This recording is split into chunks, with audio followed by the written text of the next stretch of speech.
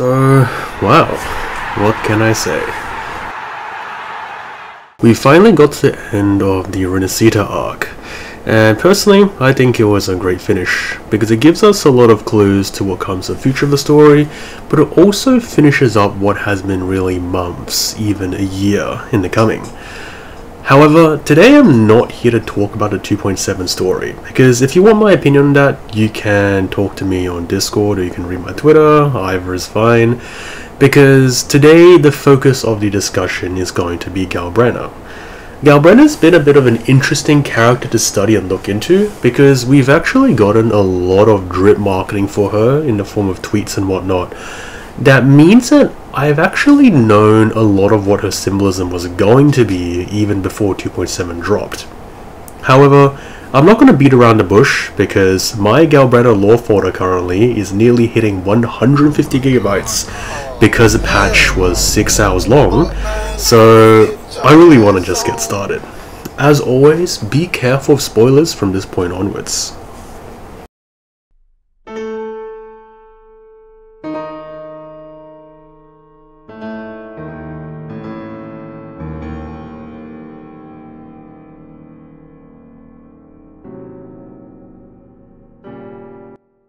As I usually do, whenever I can start these resonator analyses with a look in the character's name, wherever possible, I usually do. After some investigation, my final conclusion on the matter of Galbrena's name is that it is rather similar to many resonator names such as Cardophia, who really is Cartesia, and Choyun, who is really Choyun. Galbrena kind of follows the trend with these two resonators, being that her name is actually a kind of incorrect transliteration of a name into English. It's kind of like what you would get if you translated an English name into Chinese, then translated that back to English. Specifically, Galbrena's Chinese name, Galbrena, is a transliteration of the name Gabriella, which in itself is the feminine version of Gabriel. And as soon as I found that out, that was just a oh shit moment, because that opens up a whole world of possibilities and opportunity. Because when it comes to symbolic analysis, if you didn't know already, Gabriel is an angel in the Bible who is deemed as the special and ultimate messenger of God's will, first appearing within the Book of Daniel. The reason why I mentioned the Book of Daniel specifically is because it has massive correlation to what is actually happening in a 2.7 story. Basically, the Book of Daniel is a story of the Israelite Daniel, who interprets dreams and visions of the downfall of the old kingdoms and the rise of God's own eternal kingdom. And this is very clearly a reference to Leviathan's actions in the patch, in making the journeying paradise a reality and, in a sense, creating God's kingdom on earth. In this story, Gabriel is the one who is needed to explain Daniel's own dream, being that of the four beasts that represent the old kingdoms, which we will talk about later. We've actually seen a lot of these references already, within stuff like, for instance, the Book of Revelations and the Last Delphic Prophecy that I've gone through in my previous videos with characters such as Augusta and Iono. But in essence, not only does the Book of Daniel essentially prophesize the rise of God's eternal kingdom, but it also introduces Gabriel to the story, who is the ultimate messenger of God's will. In this case, we can probably see God as the Sentinel Imperator, in vanquishing evil in the same way that Galbrena comes to Renacita to start her Frenodian hunt.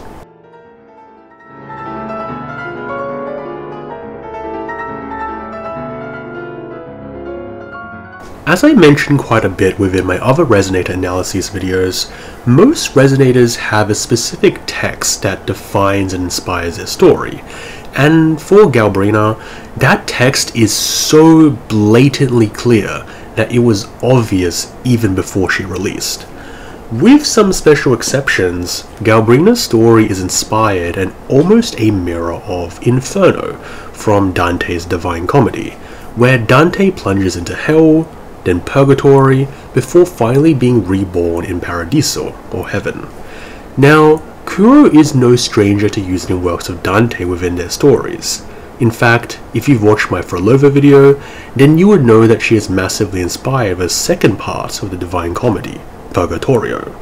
However, Galbrena, as a person who symbolically and literally dives and is reborn in hell, isn't obviously inspired by the first part of the trilogy, the initial plunge into hell. So, let's start at the very beginning. Dante's Inferno famously starts with the titular main character, Dante, walking alone in a dark wood, or the Selva Oscura. Dante realizes that this place essentially symbolizes the state of being lost, of misdirection, and this is why within Galbrena's journey, her descent into hell begins in Oak Hollow, her personal Selva Oscura. You can even see that in Galbrena's Convene animation, it shows her within a dark forest, which is a one-for-one reference to Dark Wood at the beginning of Inferno. Anyway, Dante continues to walk through the wood before he is stopped by 3 beasts that block his path. These beasts represent the 3 main sins, and as I'm going to talk about later, is probably going to be an inspiration behind Galbrena's companion, Chimera. At this point, however, the ghost of the Roman poet Virgil, who will guide Dante through hell and to the top of purgatory, arrives for the first time in the story. One important thing to mention here is that I think Galbrena is a bit special, because in this story, she is a combination of both Dante and Virgil. While you can argue that Chimera appearing in a dark wood is the equivalent of the ghost of Virgil, since they are technically one being, I think that Galbrena essentially combines both characters, just like how, for instance, in Devil May Cry, Dante and Virgil are twins. Essentially, what I'm trying to say here is that Galbrena, who has a major theme of kind of subverting fate and subverting expectation, is both Dante and Virgil. She is both the damned and the guide of hell.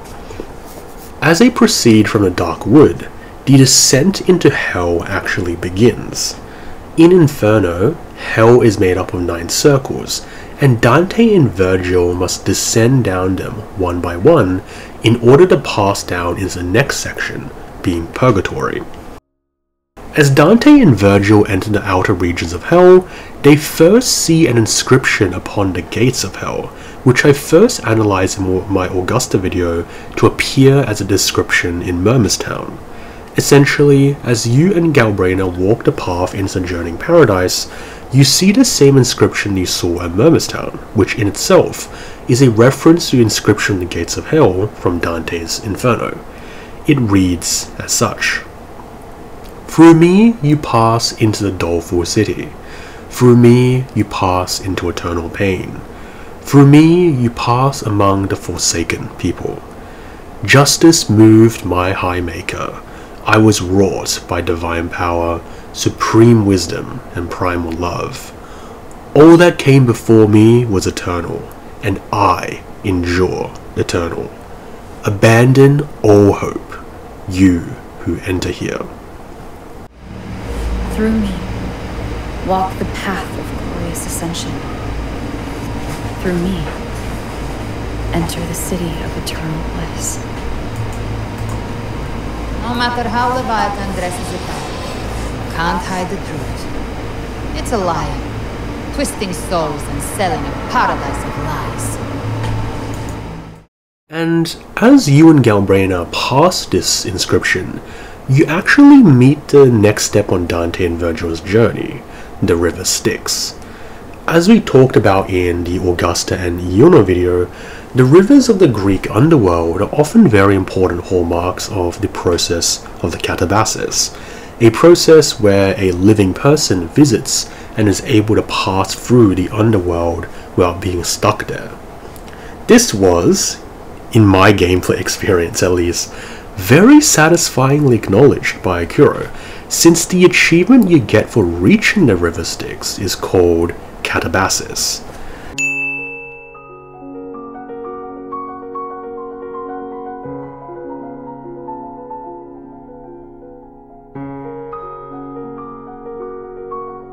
Now, in Dante's Inferno, The river they must cross is technically the river Acheron, but both the Styx and the Acheron are rivers of sufferings, where souls are trapped, so I suppose I'll let it pass. It's pretty similar.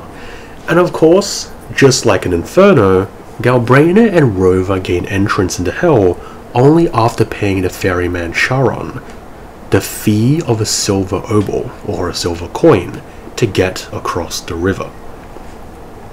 And it's here that Dante has now reached Hell itself that I need to make another important difference that Galbrena has to Inferno, which is the vertical directions, up and down. In Dante's descent to Hell, he and Virgil must keep on going down and down to reach every new level. However, even though there are several points in Galbrena's story where she also descends down, as someone who subverts fate and takes it into her own hands, there are also numerous points of the story where she goes upwards. Is yours. Die with me, or fight for me! Lunatic!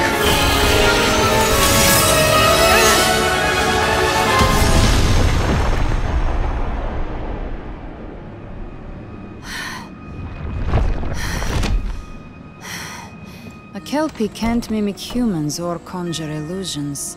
It's a tide spawn. They are evolving. Now's the time to find a real catch. And settle the score. This is, of course, because she is an angel. She has wings, and essentially she foregoes the entire process of cleansing sins and the normal way of being reborn through hell by crossing into purgatory.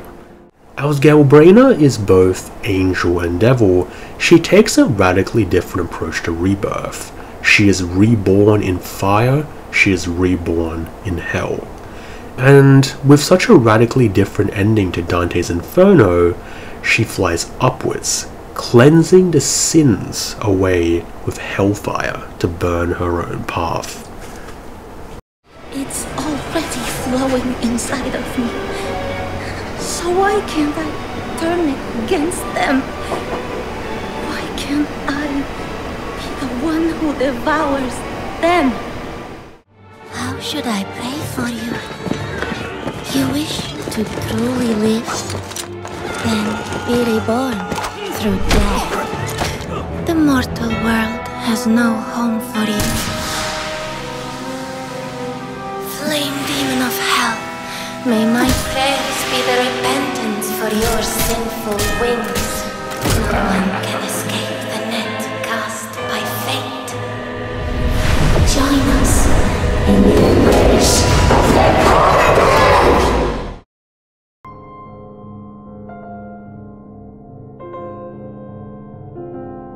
Within Galbrena's story and drip marketing, such as in her 2.7 episode song Aphelion, there is a consistent mention of sacrificial lambs. Now, this might be a bit of speculation on my part, but I think that the lambs mentioned throughout her story, and partly within Galbrena herself, is essentially being alluded to being Jesus, who is oftentimes considered to be the lamb, who will conquer all the other vicious beasts and form God's kingdom through goodwill and mercy. Consider, for instance, this extract from the Book of Revelations 17:14, the last book of the New Testament of the Bible. They will wage war against the Lamb, but the Lamb will triumph over them, because he is Lord of lords and King of kings, and with him will be his called, chosen, and faithful followers. Now, before we go into all of this, we need to talk about what lambs symbolize in the first place, especially in the Abrahamic religions of Judaism, Christianity, and Islam. Now, lambs are sometimes and usually seen as animals of sacrifice, because sacrificing them essentially symbolizes redemption and the expulsion of sin. This is because lambs are seen as gentle and innocent creatures, so sacrificing a pure being essentially is seen as washing away sin or protecting yourself. For instance, sacrificing a lamb on the Jewish holiday of Passover allows people to be safe from the angel of death, as the death of the lamb protects them from sin. This is why, for instance, Jesus is seen as the Lamb of God, as he himself is pure and sinless, but it's through his death and crucifixion that he can wash away the sins of humanity and the world. This is seen a lot through Galbrena's song Aphelion, which I'll play a little bit of now, and makes a lot of reference to the lamb.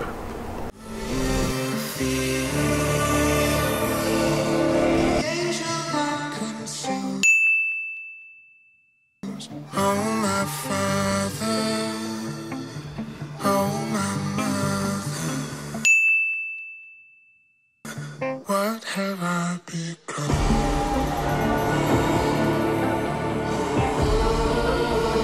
What have I become?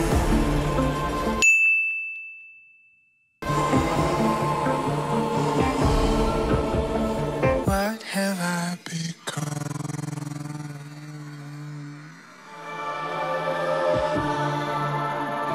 Am I the lamb that must be slaughtered?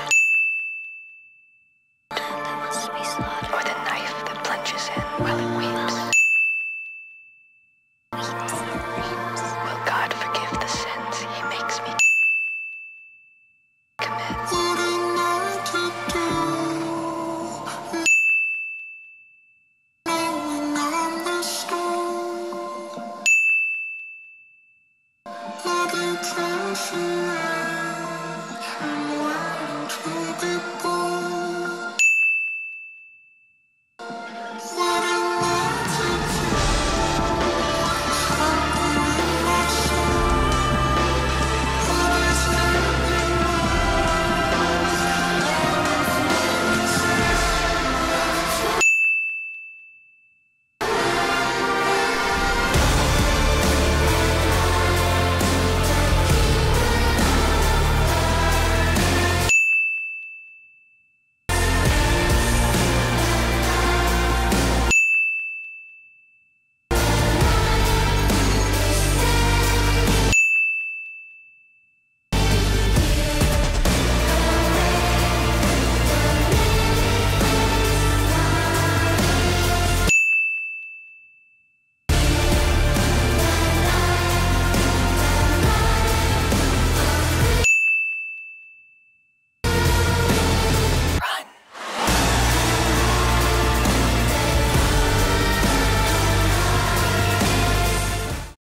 So you can see that, for instance, Galbrena is both the lamb and the knife that sacrifices it, which I personally interpret as basically meaning that Galbrena is both the victim, the sinless lamb, and the executioner, the knife that will wash away the sin of the dark tide. Now, the other way you can take this whole meaning of the lamb, of course, to alluding to Galbrena, is Jesus. Because in Galbrena's childhood and beginnings, she is innocent and sinless. She is essentially the lamb. Yet, like Jesus, fate has dictated that she will carry the sins of the dark tide against her own choice, which will make her into a sort of prophet that, when she wanders in the distant lands, warns others of its danger. However, that's basically where her parallel to Jesus ends, because as we know, and as Chimera themselves say about her, the lamb has grown claws. Instead of being someone who will keep on running, we know that Galbrena long ago made a choice and made a pact with the devil, being Chimera, in order to consume the fire-born Tacit Discord that she is now named after. In essence, Galbrena from that point onwards, having essentially consumed and burned the evil with more evil within her, is now truly both an angel and a devil, not only carrying the weight of sin, but using it to absolve it, quite literally using fire to fight fire. Because in a world of sin, even the innocent lamb must take up arms, and it must grow claws.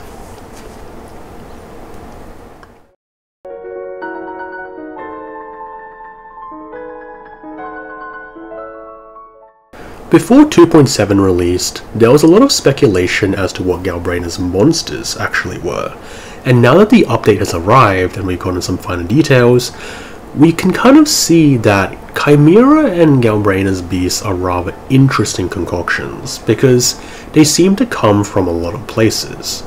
For instance, even though the Chimera itself comes from Greek mythology as the offspring of Echidna and Typhon, the Chimera in-game himself says that he was once the Nemean lion, who was the first beast slain by Heracles in his 12 labors.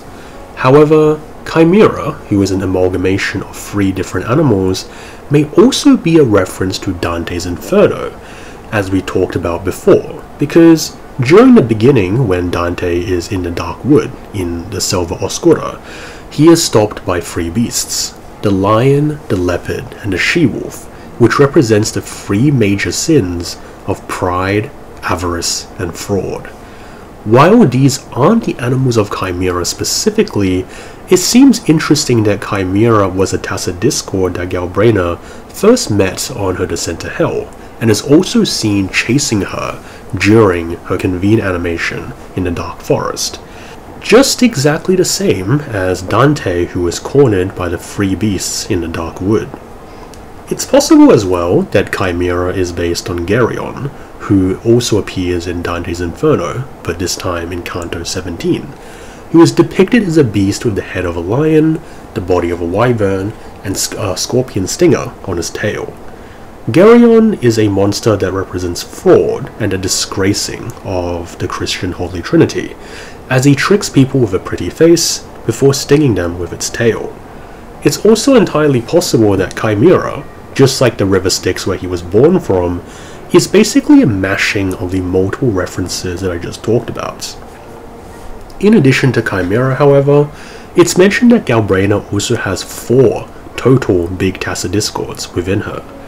Although they aren't very important to the story, I do think that these could possibly be a reference to the Book of Daniel, which we talked about previously, as it states within it that there needs to be the killing or the fall of 4 beasts to usher in God's eternal kingdom. Very importantly, the first of these beasts is something which you might find a bit familiar with Chimera. The first was like a lion and had the wings of an eagle. I watched until its wings were torn off and it was lifted from the ground, so it stood on 2 feet like a human being, and the mind of a human was given to it. So yeah, there's a lot of inspirations. Chimera themselves mention that Leviathan blends souls together in the river Styx like a milkshake, so as I said before, it's really possible that Galbrena's tacit discords embody a lot of cultural inspirations basically pounded together to form one being.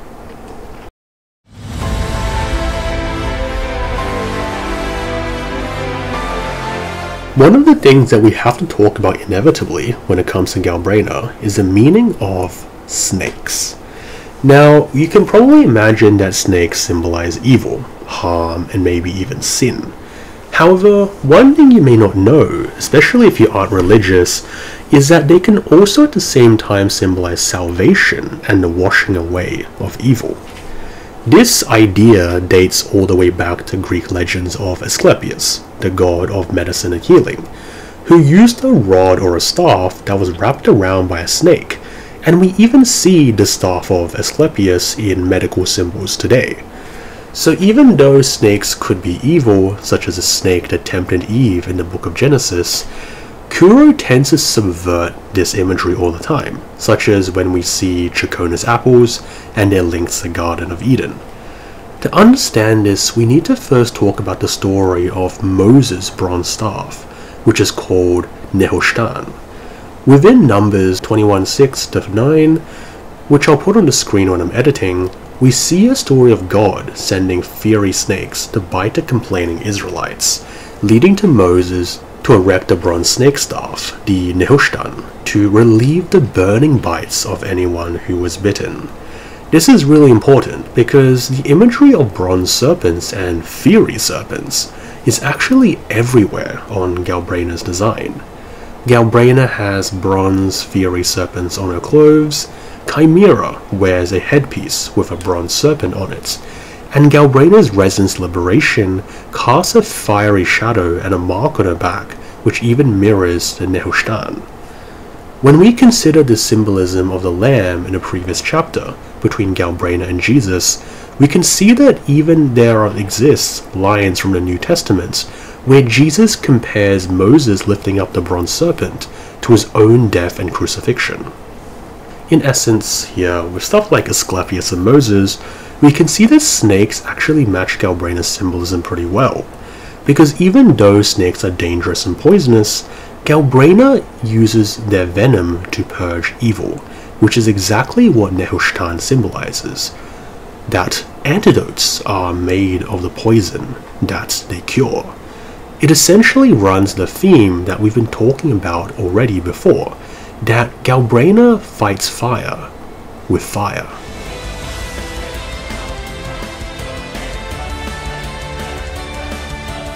Within the opening stages of the 2.7 story, you visit Ragunna, where Brand and the Troop of Fools is holding a play. This performance is actually pretty spectacular, because even though you didn't know at that point, it actually kind of foreshadows and symbolizes the entire story of the 2.7 updates. One very important thing to pick up in this play, however, is that the performance itself is based on, and at times even directly quotes, a work by the German philosopher Friedrich Nietzsche called Thus Spoke Zarathustra. Within it, Nietzsche tells the story of the Zarathustra, the founder of the Iranian religion of Zoroastrianism, coming out of a cave, who wants to teach humanity of the concept of what we translate from German to English as the Overman. Now, the Overman is a concept of a being who is free from dogma and the old traditional structures and beliefs of society, instead being able to create their own values and purpose. This, of course, is a very strong parallel to what actually ideologically happens within the 2.7 story. The whole update is about rejecting the religious structure and dogma of Leviathan's unity in order for Renacita to forge forward their own beliefs and future. Bran even talks about and directly quotes this in a play, which I will show now. Captain, why do you burn alone in your own flames? If you do not first become ashes, how will you rebuild? Embrace your fire. Embrace your grief. Go into your solitude. I love those who dare to create, who strive to transcend. For in doing so, their old selves are destroyed. Yes, so they might reach the shores of a new life. This is a direct quote from actually two parts from Nietzsche's book. The first from part 1, passage 16, where Zarathustra says, "Ready must you be to burn yourself in your own flame. How could you become new if you have not first become ashes?" The second part of the quote actually comes from Prologue, passage 4, where Zarathustra says, "I love those who know not how to live except as downgoers, for they are the overgoers." Essentially, even though it sounds really complicated, the message is probably simpler than you think. In line of the concept of the Overman, Nietzsche, who was the guy that was really famous for arguing that God is now dead, proposed that man needs to chart a fate and belief that was defined in their own terms. This is basically the 2.7 story exactly. In rejecting the dogma and the traditional belief of Christianity in Friedrich Nietzsche's book, the people of Renacita, in a parallel fashion, reject the gospel of Leviathan to undergo the hard journey of the Overman that will burn everything to ashes so they can be reborn free, physically and spiritually.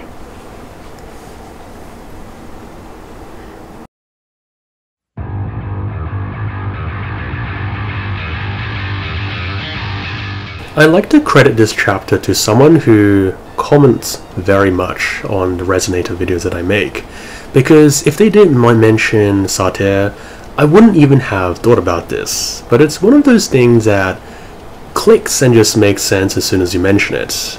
So, as always, If you have any thoughts and ideas to add anything I want to discuss in these videos, please feel free to dump it down in the comments, because I do enjoy talking about this sort of stuff, and if there's anything I could have missed. So if you have something, please comment, even message me on my videos or on Discord. I'm more than happy to oblige. So anyhow, Jean-Paul Sartre, pretty famous French philosopher, and a pretty modern one at that. It's not exactly like Aristotle or Plato or something. And Jean-Paul Sartre was an advocate of something that we now call atheistic existentialism. In summary, it's a belief that humans aren't inherently born with a sort of purpose or godly mission, and really, humans must find for themselves the meaning of existence through their own lives and choices. If this is sounding familiar already, that's probably because it's rather similar to Zarathustra's concepts of the Overman that we discussed in Nietzsche's previous chapter. However, if you're wondering why I talk about Sartre within Galbrena's story, that's because Sartre published a very interesting depiction of hell that has, since then, actually become rather famous in the form of a play called No Exit. Within the play No Exit, 3 people are condemned to hell and are sent there locked in a decently furnished and otherwise normal room with none of the doom and gloom and fire and torture that you expect when you think of hell. And then what happens is that once these 3 people are in, the door to the room is locked. The 3 people quickly realize that they aren't getting punished by being thrown in a pit of fire or anything, and the true test of torture is not some fiery pit of hell, but themselves. As their social dynamic, let's call it, dissolves, they gradually begin to tear into each other. They accuse each other, and it just devolves and devolves until they're basically at each other's throats. And then something unexpected happens, because the door is unlocked. It opens. However, by that point of the play, none of the 3 people in the room want to exit, because by now they've realized their fate, to be stuck in the room punishing each other forever.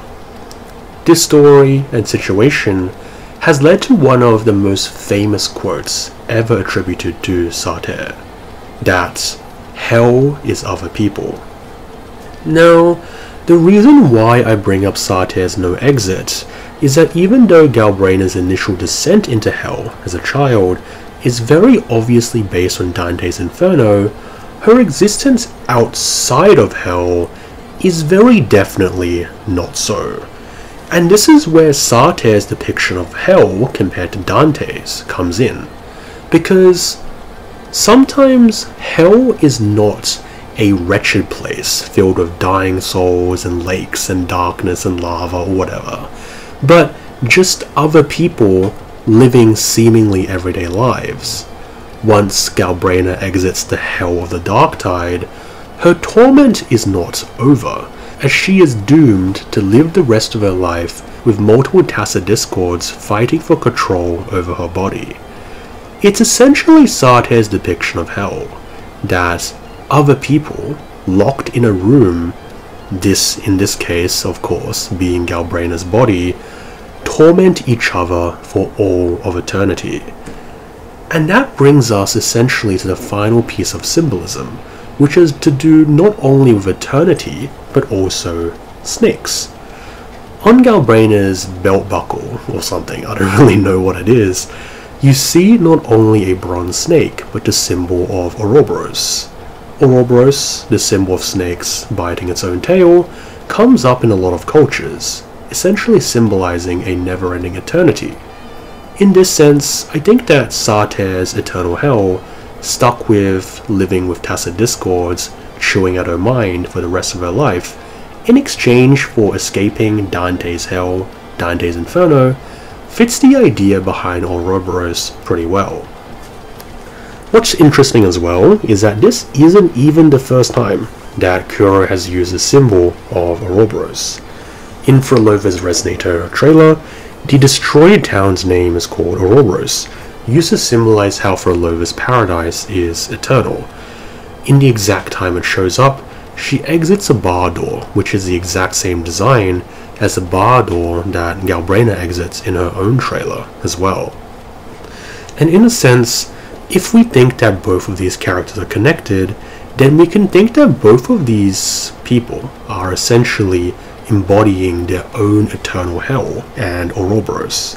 For Frolova, this may be both the eternity she wants to create for the villagers and her eternal journey in doing that of essentially, as we said before, Dante's Purgatorio, and Galbrena of the fire she will use to fight fire, of the eternal hell of the demons that will stay with her even after she has escaped Dante's Inferno. As always, I want to extend my thanks to everyone who has watched through to this point in the video. I really do appreciate it. I know it's rather long, but being able to pay attention for that long, big thanks. The 2.7 update was quite a ride, and I do have some more plans for it, so hopefully you guys can stay tuned. Even though Galbrena isn't my favorite character, I have to admit she is a great character. And I do like that her quest, her sort of story quest, if you can take it at that, is sort of complementing the end of the Renacita arc instead of kind of overpowering it, sort of in the way that Iuna's did, right? I did like an Iuna story, but it really wasn't the main story quest. So with Galbrena, it's kind of nice to see that they're kind of blending the personalization of her with the actual importance of the main story quest as well. So with that out of the way, I do have my work set out for me with the next video. So I hope you all guys have a good day, and I'll see you guys in the next one.